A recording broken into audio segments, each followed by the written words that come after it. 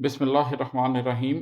آج جو غزل ہے اس کے میں آپ کو ایک دو اشعار سناتا ہوں۔ گمان و ظن کے رستوں میں پڑا دل، گمان و ظن کے رستوں میں پڑا دل، یقین کے موڑ تک لانا پڑے گا۔ اچھا، گمان کیا ہے؟ قرآن اس کو بہت جگہوں پر ڈسکس کرتا ہے۔ گمان ایک اندازہ ہے جس کے پیچھے کوئی سند نہیں ہے، جس کے پیچھے کوئی ایسی بات نہیں ہے جو اس کو کسی حد تک یقین کا درجہ دے سکتا ہو۔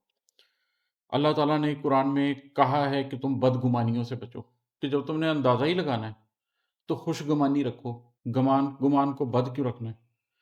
اسی طریقے سے ہم یہ دیکھتے ہیں کہ قرآن ذکر کرتا ہے ان لوگوں کا جنہوں نے اپنے گمان کی پیروی کر رہے ہیں، اور ان کی تعریف نہیں کی گئی۔ ان کو کہا گیا کہ یہ لوگ صرف اپنے شک کے، اپنے وہم کے پیچھے لگ رہے ہیں۔ مشرکوں کے بارے میں یہ بات کی گئی ہے کہ یہ محض اپنے گمان کی پیروی کر رہے ہیں۔